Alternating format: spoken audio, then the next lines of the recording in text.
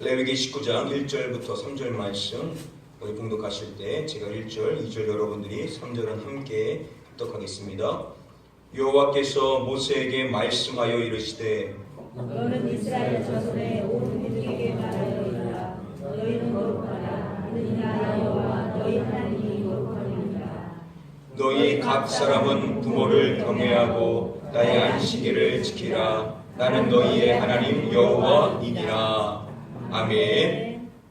우리 자유에 계신 분들 한번 인사하겠습니다. 주의치 무슨 뜻입니까? 주님의 이름으로 축복합니다. 한번 인사하겠습니다. 주님의 이름으로 축복합니다. 주님의 이름으로 축복합니다. 주님의 이름으로 축복합니다.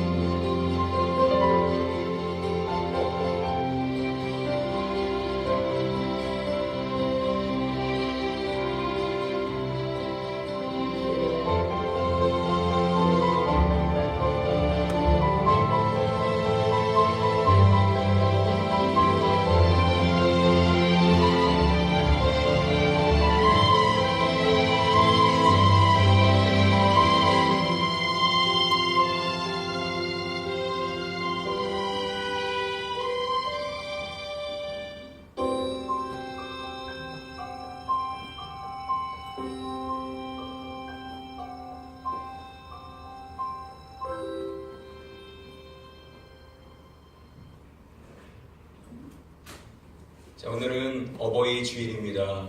경외하라 부모님을 이라는 제목으로 하나님의 말씀 전하도록 하겠습니다.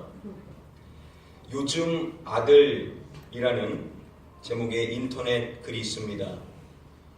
사춘기 되면 남남, 군대 가면 손님, 장가 가면 사돈, 낳을 때는 일촌, 대학 가면 사촌, 군대 갔다 오면 팔촌, 결혼하면 사돈의 팔촌, 애 낳으면 동포, 이민 가면 해외 동포. 잘난 아들은 나라의 아들, 돈 잘 버는 아들은 사돈의 아들, 빚진 아들은 내 아들. 아들 두는 엄마는 서로 미루는 바람에 오며 가며, 딸 둘 가진 엄마는 해외여행, 딸 하나 가진 엄마는 딸집 설거지, 아들 하나 둔 엄마는 양로원. 아들만 두신 분들을 좀 위로해드리고 싶은데요.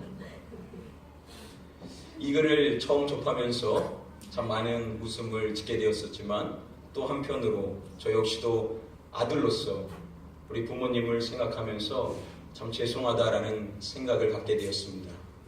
그러면서 오늘 본문의 말씀을 발견하고 이 말씀을 계속해서 묵상하는 가운데 이 말씀이 저에게 주는 은혜가 매우 깊다는 것을, 그리고 많은 깨달음과 더불어서 제가 있는 자리에서 무릎을 꿇고 많은 회개를 드려야만 했습니다. 오늘 그 말씀의 은혜를 함께 나누고자 하는데요. 바로 오늘 주시는 말씀을 통하여서 저와 여러분들 모두 하나님의 기쁘신 뜻을 깨닫고 그 말씀대로 순종하실 수 있는 성숙한 성도님들 되시기를 먼저 주님의 이름으로 축복드립니다. 저희 함께 다음에 본문 말씀 2절 말씀 1절과 2절 말씀 같이 한번 읽어보도록 하겠습니다. 여호와께서 모세에게 말씀하여 이르시되 너는 이스라엘 자손의 온 회중에게 말하여 이르라. 너희는 거룩하라. 이는 나 여호와 너희 하나님이 거룩함이니라. 아멘. 여호와 하나님께서 모세에게 이스라엘 온 회중에게 증거해야 될 명령할 말씀을 주시는 것입니다. 온 회중에게 말하여 이르라 라고 말씀하시면서 그 말씀을 주시는데 뭐라고 이야기하시냐면 너희는 거룩하라 라고 그렇게 명령의 말씀을 주시는 것입니다. 너희는 거룩하라. 거룩이라는 말만 들어도 저희는 부담스러운데 그냥 거룩에 대해서 말씀하시는 정도가 아니라 너희는 거룩해야 된다 라고 그렇게 명령을 하시는 것입니다. 얼마나 부담스러운 말씀입니까? 여러분, 죄만은 우리가 어떻게 거룩할 수가 있겠습니까? 그런데 하나님께서는 거룩해야 된다라고 명령을 하시고 계신다는 것입니다. 여러분, 여기서 우리가 이 거룩이라는 단어를 잘 이해해야만 하는데요. 질문 하나만 쉬운 거 드리겠습니다. 여러분, 죄인인 우리 스스로 거룩해질 수 있을까요? 없을까요?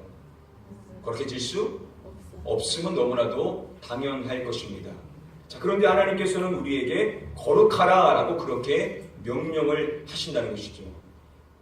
도대체 성경은 우리가 어떻게 거룩해질 수 있다라고 말하고 있는지 오늘은 좀 구약의 말씀을 통하여서 살펴보기를 원합니다.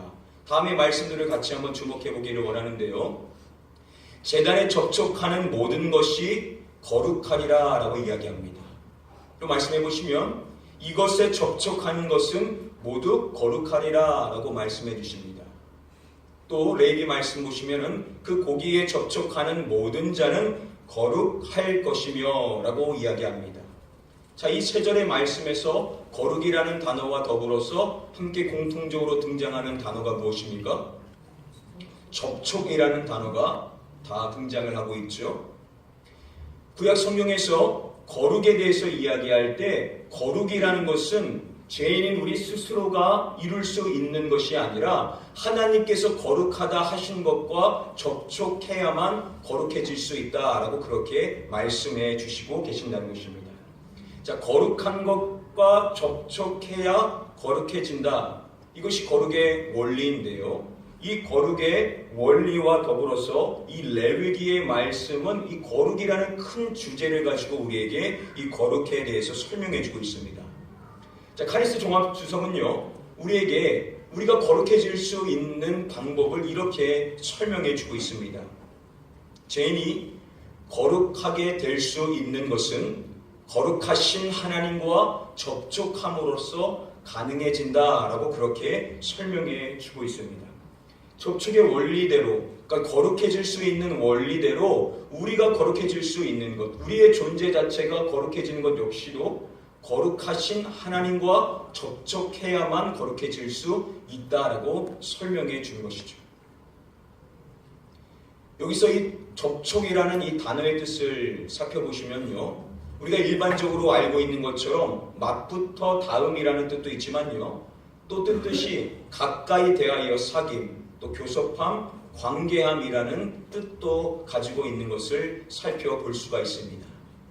자, 하나님과 접촉한다라는 그 의미는 무엇이겠습니까?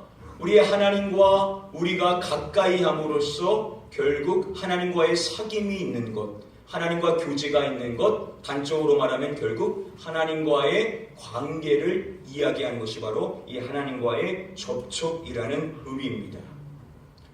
그래서 오늘 본문의 말씀을 다시금 보시면요, 하나님께서 우리에게 너희는 거룩하라 라고 말씀하시고 끝내는 것이 아니라 이어서 이는 나 여호와 너희 하나님이 거룩함이니라 라고 말씀해 주시는 것을 살펴볼 수가 있습니다. 자, 너희는 거룩하라 라고 하신 이후에 이는 이라고 말하는 이 키라는 접속사는 왜냐하면 뭐뭐 때문에 라는 뜻입니다. 자, 하나님께서 우리에게 그렇게 거룩을 명령하시는 이유가 무엇인지를 설명해 주시는 것입니다. 자, 그런데 말씀을 자세히 보시면은 나 여호와는 거룩하니라 라고 말씀하시는 것이 아니라 자신에 대해서 이야기할 때 이렇게 이야기하시죠. 나 여호와 누구의 하나님이라고 그렇게 말씀하십니까? 너희 하나님이라고 말씀하시는 것을 우리는 주목해 봐야 합니다. 요즘 제 딸 다은이가 동생이 생겨서 그런지 부쩍 저를 보며 이야기할 때 내 아빠야, 다은이 아빠야 라는 말들을 많이 합니다.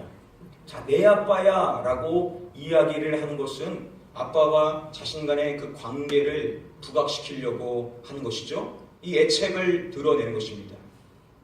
자, 하나님께서 스스로 자신을 밝히실 때 나는 너희의 하나님이다 라고 이야기하는 것은 당연히 하나님께서 선택하신 이스라엘 백성과 자신 간의 그 관계를 부각시키면서 말씀해 주시고 계시는 것입니다.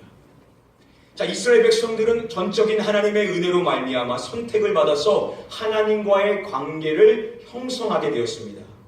하나님과 접촉하게 되었다는 것이죠. 하나님과의 사귐을 갖게 되었던 것입니다.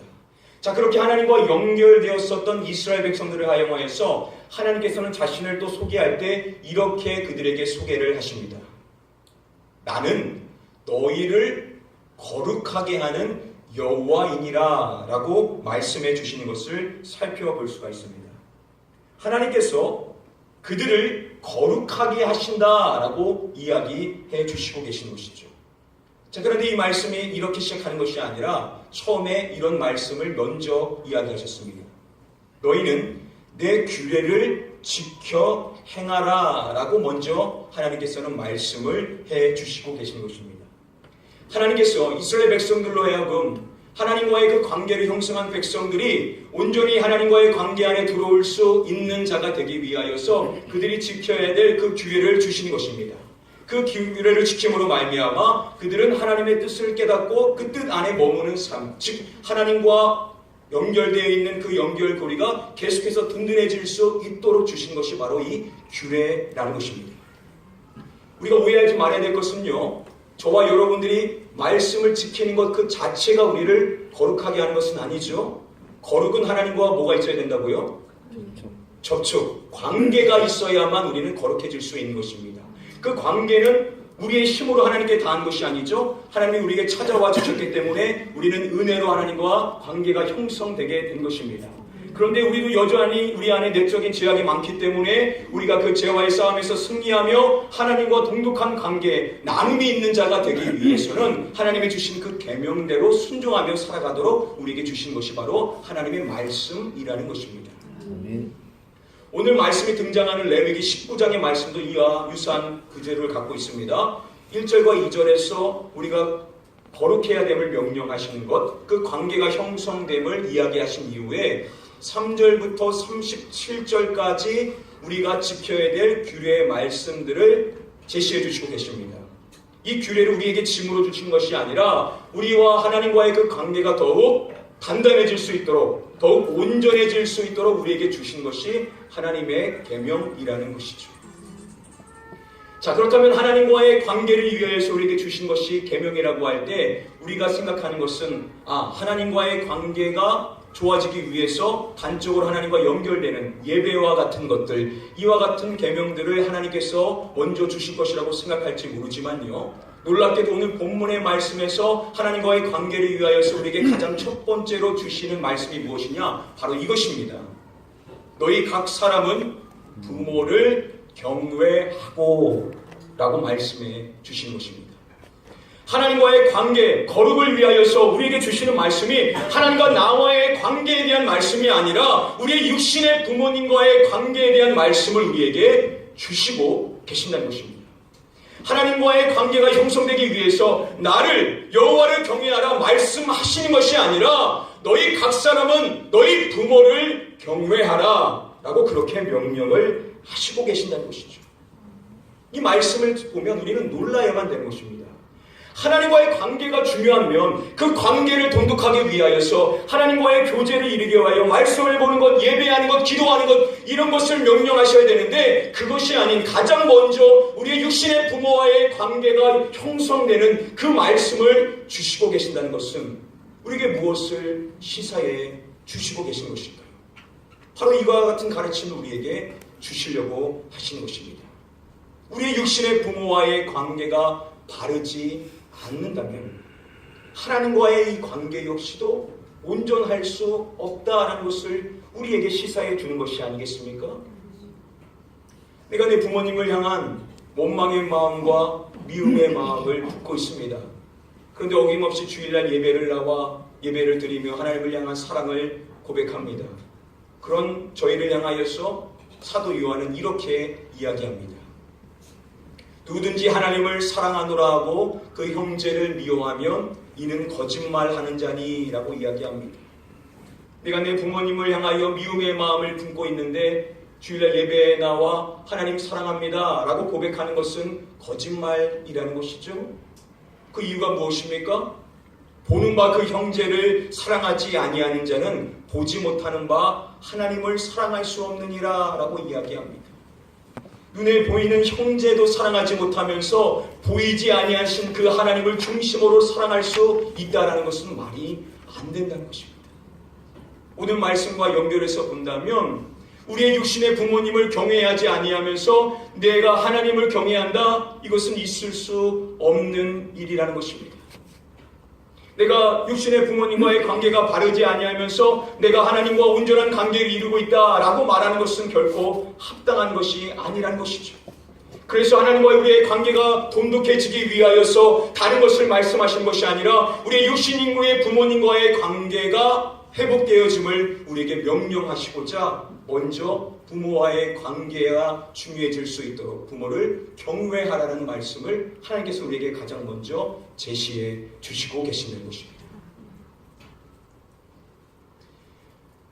부모 용서하기라는 책이 있습니다. 이 책의 저자인 레슬리 필즈는요, 다음과 같이 이야기를 합니다.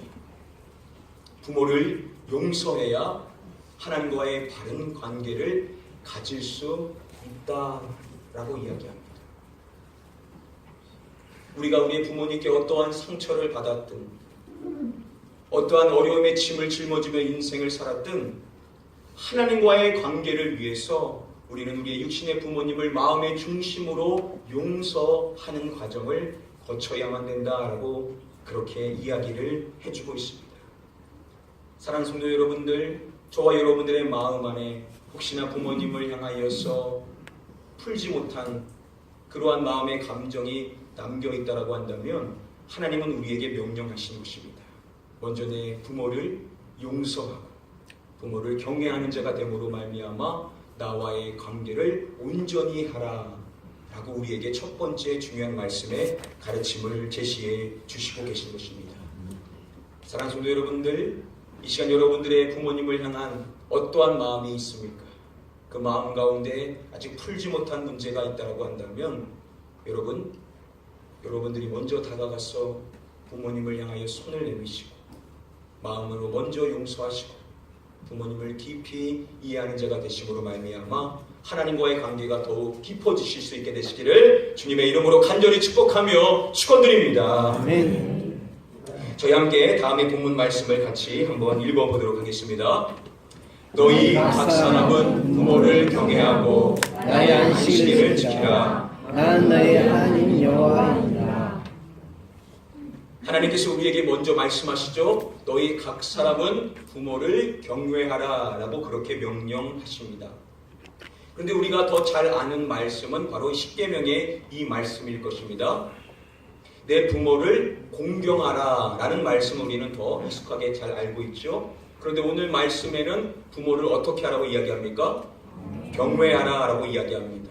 이 두 단어는 명확히 다른 단어가 쓰였습니다. 경외라는 이 단어는요, 카바드라는 단어로서 존경의 의미가 강합니다. 그런데 오늘 본문에 쓰인 이 경외라는 이 단어는 이 아래라는 단어로서 두려워하는 것, 공경하는 것과는 약간 느낌이 다른 것을 이야기하고 있습니다. 이 야레라는 단어를 우리가 좀 잘 이해할 필요성이 있는데요. 이 야레라는 단어의 특징이 무엇이냐면요. 이 단어가 사람을 대상으로 명령할 때는 부정형으로 쓰입니다. 그런데 하나님과 연결되어 있을 때만 긍정형으로 쓰여 있습니다. 그래서 말씀해 보시면 그를 두려워하지 말라, 야레하지 말라라고 이야기하죠. 너희는 그들을 야레하지 말라라고 이야기함으로써 사람은 야레의 대상이 아님을 이야기합니다. 오직 하나님만이 우리의 경외를 받으실 분, 우리가 두려워해야 될 존재는 오직 한 분 하나님밖에 없음을 성경은 공통적으로 이야기하고 있습니다. 그런데 여러분, 놀랍게도 유일한 예외로서 사람에게 그 야레라는 단어가 적용되는데 그 존재가 누구냐? 바로 부모님. 부모님을 우리가 야레, 경외하라고 이야기합니다. 하나님만이 우리의 경외를 받으실 분이신데 그 하나님과 동일한 수준으로 우리의 부모를 야레하라라고 말씀하시는 것은 뭘 이야기하는 것이겠습니까? 우리가 우리의 부모님을 대할 때 마치 하나님을 경외하듯이 우리의 부모를 대우하는 자가 되어야 됨을 우리에게 말씀해 주시고 계신 것입니다. 여러분 잘 들으십시오. 성경은 우리에게 우리의 자녀를 야레, 경외하라고 이야기하지 않습니다. 우리의 배우자를 야레, 경외하라고 이야기하지 않습니다. 오직 사람 중에는 우리의 부모님만을 야레, 경외하는 자가 되어야 됨을 우리에게 말씀해 주시고 계신 것입니다. 뭘 이야기합니까? 여러분들의 부모님을 대할 때 자녀들보다 더 잘 대하십니까? 여러분들의 부모님을 대할 때 내 배우자를 대하는 것보다 더 존귀하게 대우하고 있냐는 것입니다. 그런데 그 수준이 얼마만큼이어야 되냐? 하나님을 경외하는 분량만큼 우리의 부모를 경외하는 자가 되어야만 됨을 우리에게 말씀하시는 것입니다.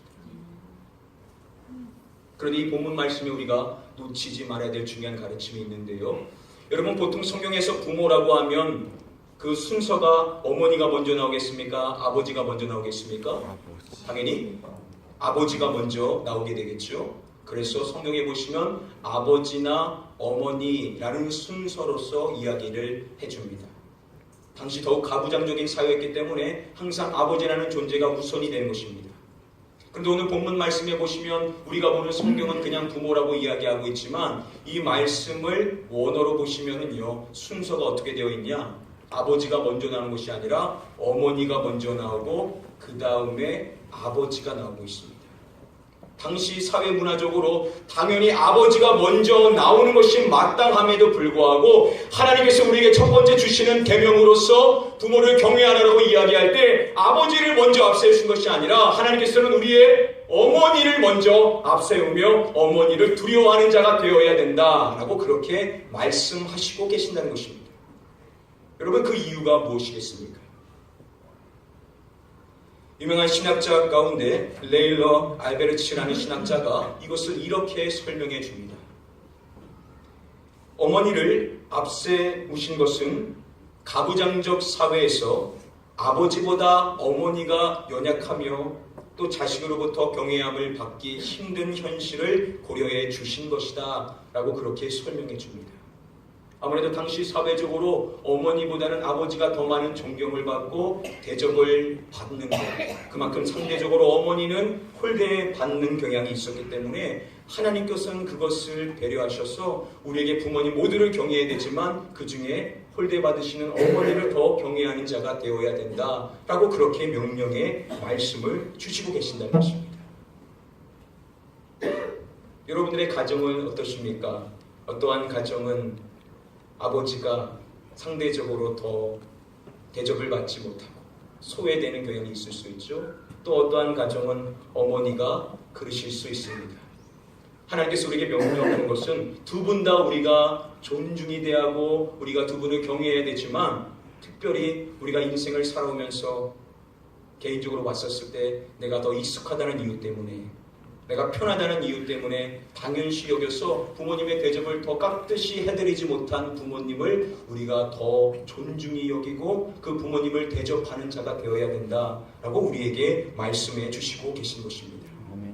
여러분 머릿속에 한번 생각해 보십시오. 부모님 가운데 어떠한 분을 내가 더 대접해드리지 못하고 더 못해드린 분이 있다고 한다면 하나님은 그분을 더 존귀히 여기고 그 부모님을 위하여서 우리가 예쓰는 자가 되어야 됨을 말씀해 주시고 계신 것입니다. 사랑하는 여러분들, 여러분들의 부모님 가운데 또 남겨진 부모님, 그리고 여러분들의 부모님이 양가가 계신다고 한다면 그 중에 특별히 여러분들의 더 많은 대접을 받아야 됨에도 불구하고 받으시 못하신 분을 깎듯이 대하시고 하나님을 대하듯이 그 부모님을 대하시는 성숙한 주의 백성 되시기를 주님의 이름으로 간절히 축복하며 축원드립니다. 아멘. 저희 마지막으로 다시 한번 본문 말씀 함께 읽어보도록 하겠습니다. 너희 각 사람은 부모를 경외하고 나의 안식일을 지키라. 나는 너희의 하나님 여호와이니라. 이 3절 말씀은 매우 독특한 구조를 가지고 있습니다. 하나님께서 우리에게 먼저 우리의 부모를 경외할 것을 말씀하시고 당연히 이 절이 끝나야 됨에도 불구하고 하나님께서는 또 다른 계명을 덧붙이고 계신 것을 볼 수가 있습니다. 부모를 경외하고 라고 하신 다음에 두 번째로 나의 안식일을 지키라 라고 그렇게 명령을 하시고 계신 것입니다. 이 두 계명을 한 절 안에 담으심으로써 이 두 계명을 평행관계로 세우신다는 것이죠. 놀랍지 않습니까? 너희의 부모님에 대한 것을 이야기하고 그 다음에 자신에 대한 것을 이야기할 때 안식일 준수와 부모님의 경애를 동등하게 연결하여서 우리에게 말씀해 주시고 계신다는 것입니다. 여러분, 십계명 가운데 부모를 경외하라, 부모를 공경하라는 것은 몇 번째 계명입니까? 5번째 계명입니다. 그런데 이 5번째 계명이 인간간의 계명에서는 몇 번째입니까? 첫 번째죠. 그래서 하나님께서는 부모를 경외하는 것, 이 첫 번째 계명을 우리에게 제시해 준다고 생각해 봤었을 때, 그러면 안식일 준수는 전체 계명 가운데 4번째라는 것은 결국 하나님과 관련된 계명 중에서는 마지막 계명이라는 것입니다. 자, 사랑과의 관계에 있어서 첫 번째 계명인 부모에 대한 경애에 대한 계명을 우리에게 주셨다고 한다면 당연히 평행관계에 있는 것은 첫 번째 계명인 여호와만을 경외하라, 여호와만을 섬겨라, 다른 신을 두지 말라라는 그 첫 번째 계명이 등장해야 됨에도 불구하고 하나님께서는 부모 경외와 함께 하나님에 대한 계명을 주실 때 첫 번째 계명이 아닌 자신과 연결된 마지막 계명인 안식일 준수를 연결하여서 부모 공경을 우리에게 이야기해주고 있다는 것입니다. 여러분, 이것은 무엇인가 명확한 의도가 담겨 있다는 것이죠. 여러분, 이 이유가 무엇일 것이라고 생각을 하십니까? 서울신학대학교 구약학 교수인 권혁승 교수님께서 이것을 안식일 준수와 부모 공경, 부모 공경과 안식일 준수의 이 연관관계를 이런 식으로 설명합니다. 여러분, 안식일 준수라는 것은 우리가 일주일의 시간 가운데 7째 날인 이 안식일의 그 시간을 거룩히 떼어서 하나님을 위하여서 온전히 드리는 시간으로 드리는 것이 이 안식일 준수라는 계명이죠. 물론 안식일이라는 그 시간 외에도 모든 시간이 하나님의 것임을 우리는 고백하지만 실질적으로는 따로 그 시간을 떼어 분별하여 하나님을 경외하는 일로서 쓰도록 우리의 그 시간을 정해 놓는 것이 안식일 준수라는 계명입니다. 자, 그런데 이 안식일 준수와 부모 공경을 연결해서 설명할 때 권혁승 교수님은 이렇게 이야기합니다. 하나님을 경외하는 것이 시간이라는 그릇 속에 담기는 것처럼 부모 경외하는 것 역시도 동일해야 된다라고 이야기합니다. 자, 하나님을 경외하는 것이 시간이라는 틀로 잡히고 시간을 따로 떼어서 하나님을 경외하는 일로 써야 되는 것처럼 우리가 육신의 부모님을 경외하는 것 역시도 동일하게 시간으로 담겨서 우리의 시간을 떼어서 정하여 그 시간을 부모를 위해 쓰는 모습으로 나타내야 됨을 우리에게 이야기해주고 있다는 것입니다. 자, 이것은 우리의 연약함을 나타내는 것이죠. 부모를 경외하라, 알겠습니다. 말로는 경외한다 하지만 실질적으로 실천하지 않는 우리를 향하여서 하나님은 우리에게 말씀하신 것입니다. 내 시간을 따로 떼어서 내 부모를 위하여서 할애하는 자가 되어야 그것이 진정으로 부모를 경외하는 자가 된다라고 우리에게 말씀하심으로써 부모 공경과 안식일 준수를 연결하여서 우리에게 말씀해 주시고 계신다는 것입니다. 하나님을 경외한다면서 주의를 지키지 않는다면 그게 과연 부모를, 아니 하나님을 경외하는 것이겠습니까? 마찬가지로 우리의 부모를 경외한다면서 부모님을 위하여 시간을 쓰지 않는다고 한다면 그것은 부모님을 경외하는 것이 아니라는 것이죠. 그래서 구체적인 우리의 시간을 따로 떼어서 부모님을 위하여서 쓰는 것이 우리의 삶에 구체적으로 등장해야만 그것이 진정으로 부모님을 경외하는 것이다 라고 우리에게 말씀해 주신 것입니다. 여러분, 우리가 사는 사회가 얼마나 바쁩니까? 얼마나 정신없이 인생을 살아갑니다. 그러나 하나님께서 우리에게 명령하시는 것은 그 없는 시간이더라도 시간을 만들어서 우리의 부모님을 위하여 우리의 시간을 따로 떼어 드릴 수 있는 자가 되어야 그것이 진정으로 부모를 공경하는 모습이다라고 우리에게 말씀해 주시는 줄 믿습니다. 아멘. 사랑하는 성도 여러분들, 이 자리에 계신 여러분들 모두는 여러분들의 부모님을 위하여서 여러분들에게 시간을 내어드릴 수 있는 성숙한 성도님들 되시기를 주님의 이름으로 간절히 축복드립니다. 아멘. 오늘 말씀 간단히 정리해드리겠습니다. 하나님께서 우리 본문 말씀을 통하여서 우리에게 중요한 세 가지의 가르침의 말씀을 주십니다. 먼저 첫 번째로 하나님과의 온전한 관계를 위하여서 우리는 먼저 우리의 부모님을 용서하고 부모님과의 관계를 회복하는 자가 되어야 된다라고 말씀합니다. 여러분, 이것은 여러분들의 육신의 부모님이 지금 이 자리에 계시지 않는다 하더라도 여전히 동일하게 적용되는 것입니다. 여전히 여러분들의 마음 안에 남겨있는 그 원망의 마음, 아쉬웠던 마음, 그 모든 마음들을 다 내려놓고 부모를 마음 깊이 용서해야만 우리 하나님과의 관계가 돈독해질 수 있음을 우리에게 말씀해 주시고 계신 것입니다. 또한 두 번째로 하나님은 우리에게 말씀해 주십니다. 하나님을 경외하는 듯이 우리의 부모님을 경외하되 우리는 상대적으로 소외받으셨던 분들을 더욱 존귀하게 대우해야만 함을 우리에게 말씀해 주십니다. 더 편하다는 이유 때문에, 더 익숙하다는 이유 때문에 당연한 듯이 대우했었던 우리의 부모님들 가운데 소외받으셨던 분이 있다면, 또 남으신 부모님이 계시다면 당연히 그렇게 해야 되겠죠.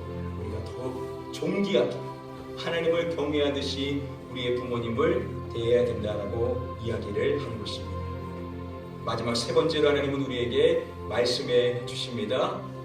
우리는 부모님을 위해서 우리의 시간을 내어 부모 경외를 구체적으로 실천하는 자가 되어야만 됨을 우리에게 말씀해 주시고 계십니다. 우리 없는 시간이지만 그 없는 시간을 내어서라도 우리의 부모님을 위하여서 쓸 줄 아는 자가 진정으로 부모를 경외하는 자다, 우리에게 말씀해 주시는 것입니다. 자, 이와 같은 부모님을 경외하는 인생의 삶, 부모님을 공경하는 인생의 삶을 살아가는 자들에게 하나님은 다음과 같은 약속의 말씀을 주십니다. 우리 함께 다음의 말씀 함께 크게 읽어보도록 하겠습니다. 내 아버지와 어머니를 공경하라. 이것은 약속이 있는 첫 계명이니 이로써 내가 잘되고 땅에서 장수하리라. 장수하리라. 부모님을 공경하는 자에게 하나님은 잘되고 땅에서 장수하는 축복을 주신다 말씀하십니다. 이 시간 오늘 우리에게 주신 말씀, 여러분들 마음 가슴이 새기시고 이 말씀대로 순종하심으로 진정으로 부모님을 공경하는 자 되심으로 말미암아 하나님이 약속하신 그 잘되는 축복, 장수의 축복을 누리게 되시기를 주님의 이름으로 간절히 축복하며 축원드립니다. 우리 시간의 마지막으로 준비된 영상 보시고 오늘 같이 기도하는 시간 갖도록 하겠습니다. 엄마는 그래도 되는 줄 알았습니다. 한여름 대학볕을 머리에 인 채 호미지고 온종일 밭을 매도 되는 줄 알았습니다. 엄마는 그래도 되는 줄 알았습니다.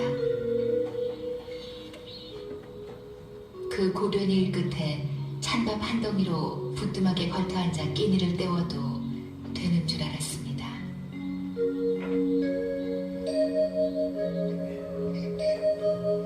엄마는 그래도 되는 줄 알았습니다. 한겨울 꽁꽁 맨 물에 맨손으로 빨래를 해도, 그래서 동상 가실 날이 없어도 되는 줄 알았습니다.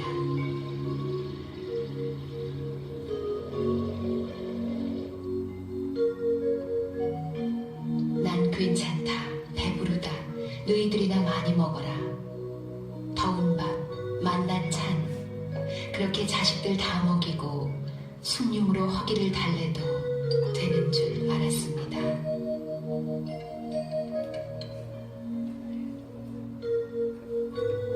엄마는 그래도 되는 줄 알았습니다. 발뒤꿈치가 죄해져 이불이 소리를 내고 손톱이 깎을수조차 없게 달아 문드러져도 되는 줄 알았습니다. 엄마는 그래도 되는 줄 알았습니다. 술 좋아하는 아버지가 허구한 날 주정을 하고 철부지 자식들이 속을 썩여도 되는 줄 알았습니다.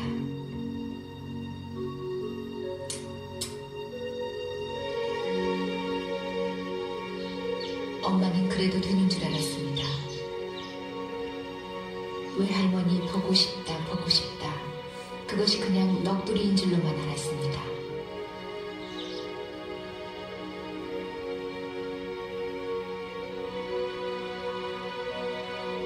어느 날 아무도 없는 집에서 외할머니 사진을 손에 들고 소리지게 우는 엄마를 보고도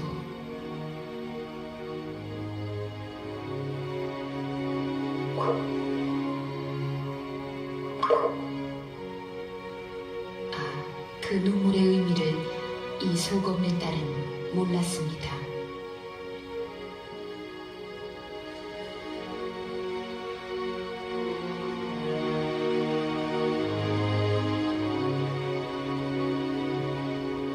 내가 엄마가 되고 엄마가 낡은 액자 속 사진으로만 우리 곁에 남았을 때 비로소 엄마는 그러면 안 되는 것인 줄을 알았습니다. 엄마는 그러면 안 되는 것이었습니다.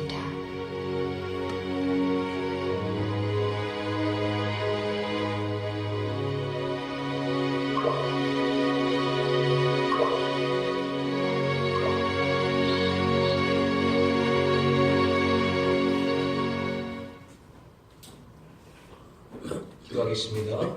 하나님, 우리 육신의 부모님을 경외하라 라고 말씀하시는 그 말씀을 기억하며 무엇보다도 우리 안에 남아있는 상처의 마음들, 원망의 마음들, 미움의 마음들 남아있다면 먼저 우리 마음속 깊이 우리 부모님을 이해하고 용서하는 자가 될 수 있게 하여 주시옵시고, 그래서 하나님과의 관계가 더욱 온전해질 수 있기를 원합니다. 우리 부모님 가운데, 우리 가정 안에서 부모님으로서 대접받아야 됨에도 불구하고 늘 희생하시며 고생하셨던 우리 부모님을 기억하며 그 부모님을 하나님을 경외하듯이 대우할 수 있는 우리가 될 수 있도록, 하나님을 무겁게 여기듯이 우리 부모님을 무겁게 여기고 존중하며 우리 부모님을 위하여서 무엇보다도 우리의 시간을 내어드림으로 그 경외하는 마음을 나타낼 수 있는 우리 가나교회 모든 성도님들을 되게 하여 주시옵소서. 그래서 주께서 약속하신 대로 약속 있는 계명인 그 부모님을 공경하는 자에게 주신다 말씀하신 그 잘되는 은혜와 장수의 복을 누림으로써 부모님을 경외하며 부모님을 존경하며 부모님을 공경하는 인생 가운데 하나님이 예비하신 그 많은 은혜들을 누릴 수 있는 우리의 믿음의 가정이 되게 하여 주시옵소서. 내가 부모를 공경하여 내 자녀도 우리를 공경하며 하나님의 그 사랑이 우리의 가정 안에 흘러넘칠 줄 믿사오나니 오늘부터라도 우리의 마음속 깊이 우리의 부모님을 향한 존경의 마음과 공경의 마음을 갖고 우리의 시간을 내어드릴 수 있는 우리 가나안교회 성도님들 될 수 있도록 인도하여 주시옵소서. 이제는 우리 주 예수 그리스도의 은혜와 아버지 하나님의 무한하신 사랑과 성령님의 감화감동 위로교통 축복 충만하신 은혜가 하나님을 경외하는 마음으로 부모님을 경외하기를 결단하며 머리 숙인 사랑하는 성도님들 머리 위에와 그 가정과 그 일터 위에와 우리 가나안교회 위에 영원토록 함께 계시옵기를 간절히 축원드리옵나이다. 아멘.